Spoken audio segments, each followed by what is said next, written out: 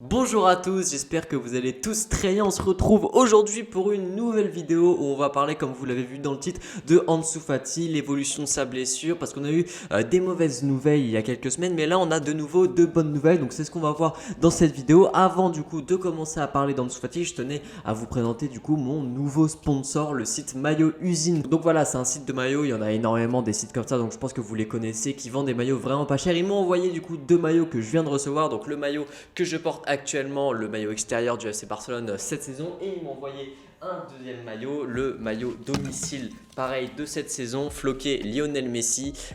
Donc voilà, vous pouvez voir le flocage, la qualité est vraiment bonne. Et en fait, je leur avais demandé de m'envoyer du coup ce maillot parce que je l'ai aussi commandé sur le site Nike. Donc pour comparer un petit peu au niveau de la qualité. Donc ça, c'est le maillot qui maillotusine.com m'a envoyé, et ça, c'est le maillot que j'avais commandé sur le site Nike. Donc comme vous pouvez voir, il n'y a quasiment aucune différence entre les deux maillots. La qualité est vraiment top. Ça met un petit peu de temps à arriver, je vais pas vous mentir, je vais être transparent, ça met à peu près 2-3 semaines à arriver. Moi ça a mis 2 semaines et demie.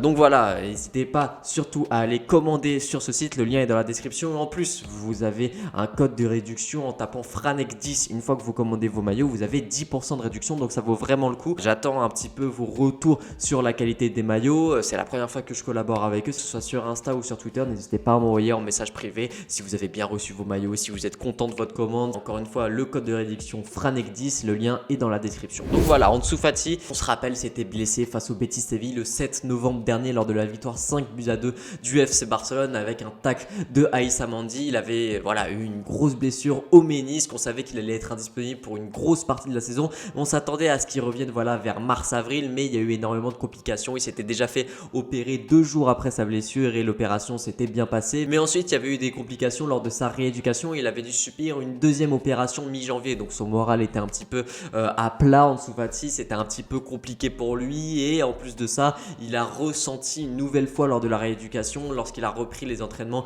un peu plus intensifs personnels, des inflammations au niveau de son genou, au niveau de son ménisque notamment. Donc on pensait il y a encore une semaine, 2 semaines, qu'il allait devoir subir une troisième opération en lui retirant le ménisque, ce qui allait lui apporter des complications pour absolument toute sa carrière. C'est la même blessure que Umtiti, et c'était la même opération qu'Umtiti avait faite il y a 8 ans, c'est-à-dire se retirer son ménisque. Et là on voit où il en est, Samuel Umtiti, malheureusement, en enchaînant les blessures. Donc c'était vraiment une très mauvaise nouvelle pour la carrière d'Ansu Fati de devoir faire retirer son ménisque. Mais du coup le club lui a laissé le choix de faire cette opération ou de retenter un nouveau traitement, et Ansu Fati et son père se sont rendus au centre orthopédique de Santi à Lyon, et le docteur Soneri Corté, qui est donc un spécialiste de l'orthopédie, c'est lui qui l'a pris en charge. Et voilà, il a fait un nouveau traitement, il a fait une nouvelle rééducation, et apparemment, à l'heure où on parle, d'après les informations de la radio RAC 1, il aurait de bonnes sensations, il évitera une troisième opération apparemment. Donc c'est vraiment de très bonnes nouvelles qu'on a là pour Ansu Fati, parce qu'avec une troisième opération,